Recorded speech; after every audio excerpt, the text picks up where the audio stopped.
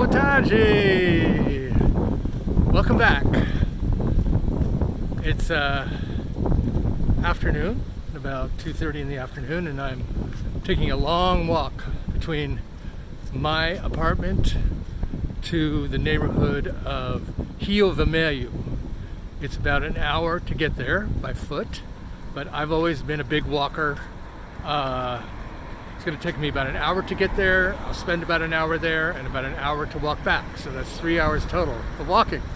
Walking is my main source of exercise. Very healthy for you. Today I want to talk about my roots. My roots part one. Today I'm going to talk about my mother. My complicated mother. My mother was born in Menasha, Wisconsin, a small town, in 1923. And when she was in her teens, about 16 I believe, she, along with her parents, brother and sister, moved to Sarasota, Florida, where my grandfather retired. And Sarasota, if you don't know, was the winter headquarters, well, the headquarters in general, of Ringling Brothers and Barnum and Bailey Circus.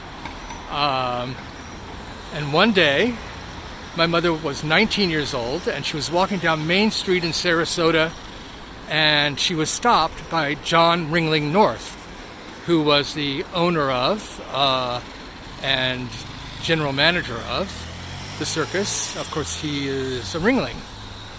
And he said to her, "You would be perfect for this year's theme, spectacle, the big spectacle." Every year the circus had a different spectacle. And I would like, and this year's theme are fairy tales, and you would be perfect with your long hair to ride on the top of a float as Alice in Wonderland. And my mother said, "Okay, I'll think about it." And she went home and told her family. She never really liked circuses. She always thought they smelled, as did I. But my grandfather, her father, was a fanatic for circuses. He, of course, was born in the in the mid 1890s, and of course, in those days, the circus was a big thing. There was no television, no movies, and he looked forward all year long to when the circus came to his small Wisconsin town. And so he was absolutely thrilled and said, yes, join. And to convince her, he said, he said to my mother, the circus, as it travels around the United States, it stops in New York City, in Manhattan, at what's it called? Another senior moment. Madison Square Garden, of course. And that instantly lit up a light bulb on my mother's head, because she was enamored by the idea of New York City. That was her Mecca. her Mecca was not Hollywood. It was Manhattan. So she instantly agreed. The next day, went to the winter quarters and signed up. And it turned out that you don't just do one thing in the circus, you do a lot of things. So she spent 2 seasons, 2 years in the circus, and she, besides riding on floats in it was called, spectacle, she also rode on elephants, and she did some aerial work.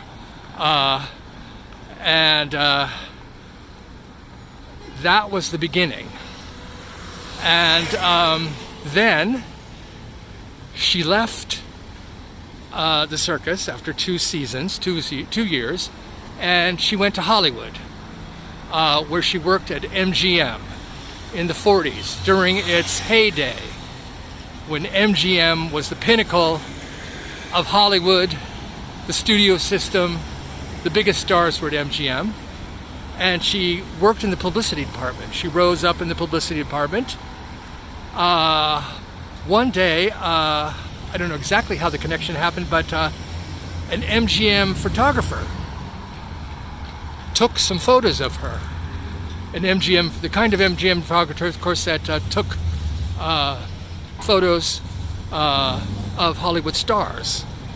And he said to her, you know, you could be a Hollywood actress. You've got the looks. You've got the temperament, the personality, but most of all, she had the looks. And, you know, of course, my mother was, had thought of being an actress. My mother was just by nature a glamorous woman. She was a beautiful woman. But somehow her heart was in Manhattan, in New York City. While there working at MGM, she met my biological father, and they both moved to Manhattan, which of course was the center of American theater, Broadway. And they moved to Manhattan, and my mother began there by becoming a model. She became a successful model with the Conover agency, and meanwhile she went to acting school. What is that famous acting school? The studio, the one that all the stars like Marlon Brando and what's his name?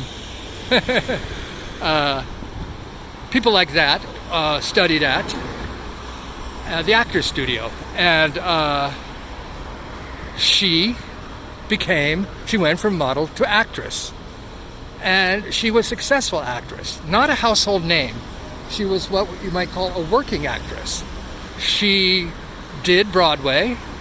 She was in a play called The Gambler, which got good reviews in the New York Times. And she was on many, many, many television shows and television commercials. Hundreds. She was one of the pioneers of early television. Sorry, just slipped there. She did a lot of live television, and she also incorporated my brother and I. We were twins. When she had twins, we became part of her career as an actress. We were the Beach Nut Baby Twins. We were also featured weekly, along with her, of course, on the Dr. Spock show, the famous baby doctor, Dr. Benjamin Spock.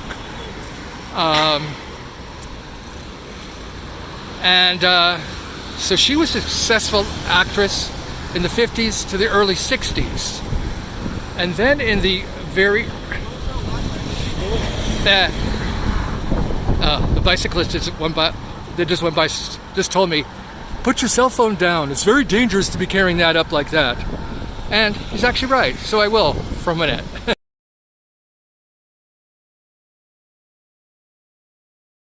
That guy on the bike did me a favor. Locals are good that way. You know, he cared enough to shout out a warning to me that was not safe for me to be walking on the street with my cell phone up out like that, and he's right. I have to remember, I'm not in Kansas anymore. Anyway, back to Mother. In the early 60s, she wrote a best-selling memoir of her 2 seasons with the circus when she was 19 and 20 years old. It was called I Love You Honey, But the Season's Over. Sold very well. And at the same time, she continued to work as a television actress as a young child. I used to watch her on TV during the day. And I think sometimes I saw her more on TV than I did at home. But that was okay.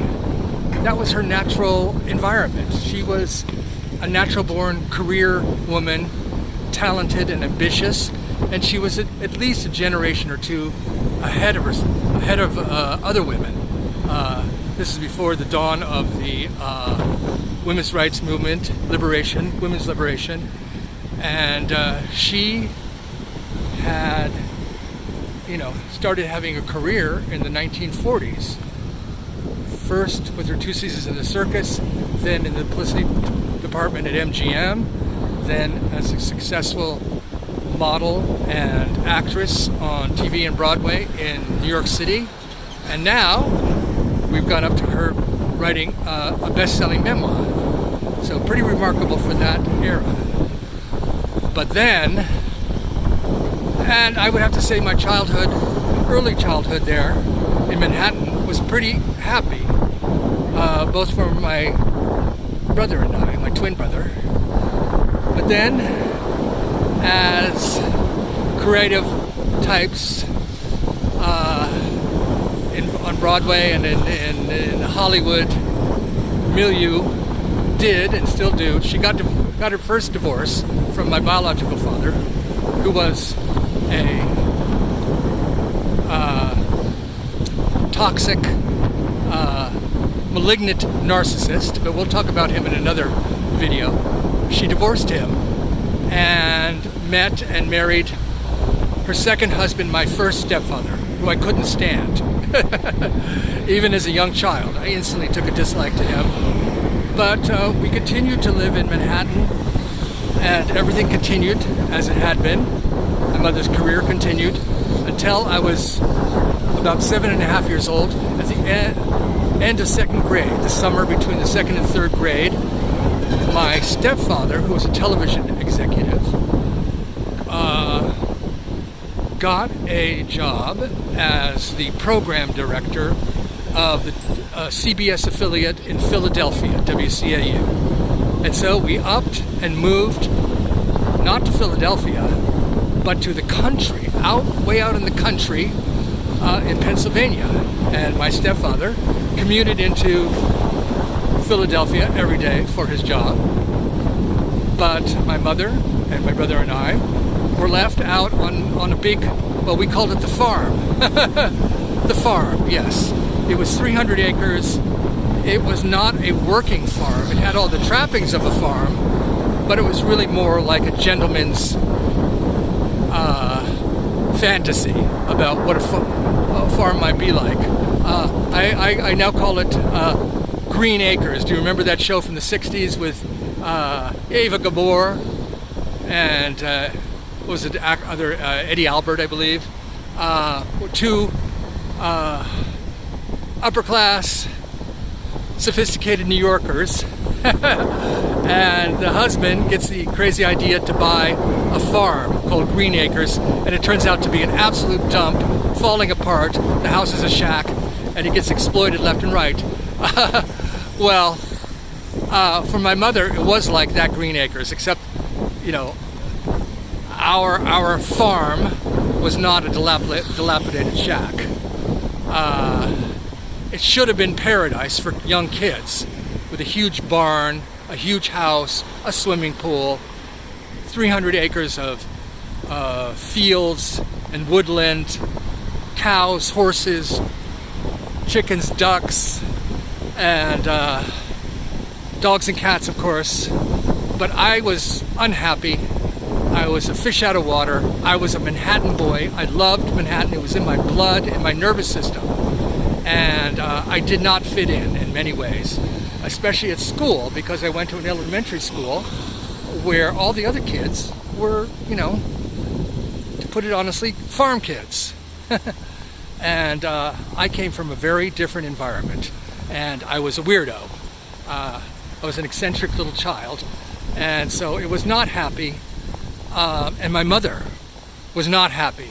That's mainly what I'm going to talk about.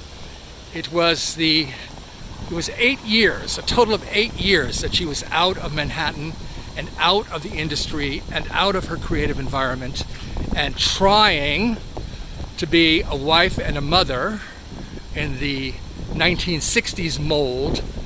I would say unsuccessfully, especially as a mother. I don't blame her. It wasn't in her nature. She wasn't maternal that way. She was a career person, a career woman. She should have never had children.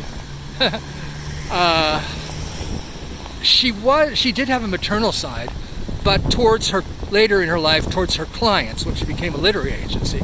Anyway, she divorced stepfather, the television executive stepfather number one, and we moved to Sarasota, but we moved to Sarasota, Florida, where she had begun, and when she joined Ringling Brothers Circus back in the 40s, and where her parents, my grandparents, lived, after leaving husband number 2, and she quickly met and married husband number 3, my second stepfather, was also a disaster. I didn't hate him the same way I hated stepfather number 1. I was somewhat indifferent towards him, but he was an alcoholic. Never a good sign. The marriage only lasted 2 years, thank God, and we ended up living in Melbourne Beach, Florida, a very unglamorous place. And I'm going to put this down. It's starting to pour now.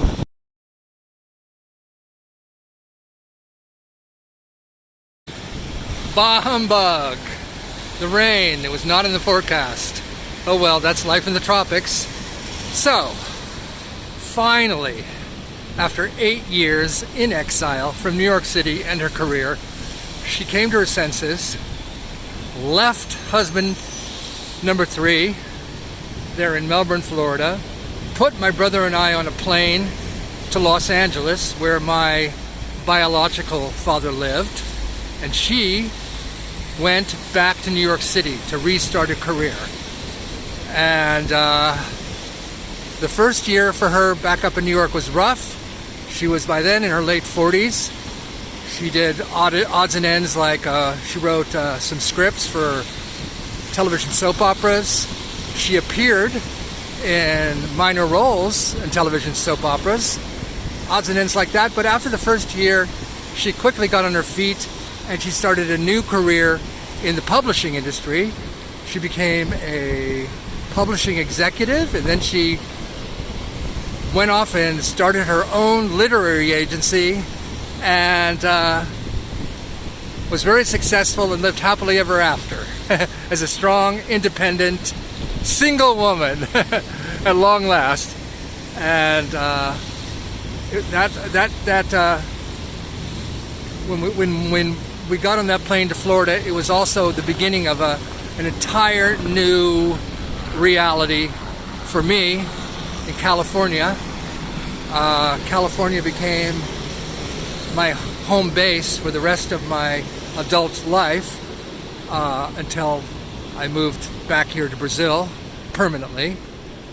And so I wanted to share that with you. And this photo here is one of my favorites. It's just a proof sheet. The photos there are 4 little photos on it. I found it after she died in her closet with a whole bunch of other things. Some of her TV commercials, for example, from the 50s that I've uploaded to YouTube. But I found this little bit of a contact sheet. It shows my mother, my brother, and I at Ringling Brother and Barnum and Bailey Circus at Madison backstage at Madison Square Garden in Manhattan. And it was a publicity shots, publicity day for her book that she had written, of the memoir she had written about her 2 seasons in the circus back in the 1940s. And in this photo, she's holding a lion cub, and my brother and I have big smiles on our faces. We're looking and petting the lion cub, and in one of the stills, there's a photo of Mother Lion. This is the early 60s. Animal rights was not a thing then. It's awful now to look at that photo and see that poor Mother Lion in that concrete, confined space in the bowels of Madison Square Garden. But anyway,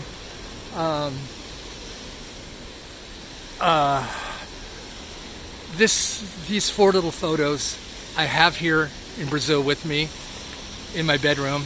They're a little window on the happy years of my childhood, the early happy years when we were still in Manhattan, before she made the mistake of husband number 2 and 3 and moving us out into the wilderness of rural Pennsylvania and Central Florida. I'm glad she came to her senses. She realized herself. You know, as I said, a lot of my childhood was unhappy. Just like my mother, I was in the wrong place. That was rectified finally when she came to her senses when I was 15 and put us on that plane to Los Angeles. Still had a few rough years ahead of me because my father was nuts, but it eventually got better. So, that's part one of my story of my roots. And next one will be about my absolutely insane father. Not a happy or pretty picture. So, until next time, I'm going to continue my beautiful walk to the neighborhood of Rio Vermelho on this rainy season.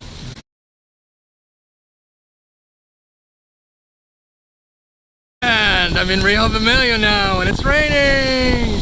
And in front of us is a gorgeous beach, and that house up there on the top of that hill is was the home of the famous Brazilian author Jorge Amado. And I love walking by here. If you ever get a chance to read a book in translation of Jorge Amado, do it. An example would be Dona Flor and Her Two Husbands, which was also made into a film. So anyway, I'm going to say goodbye.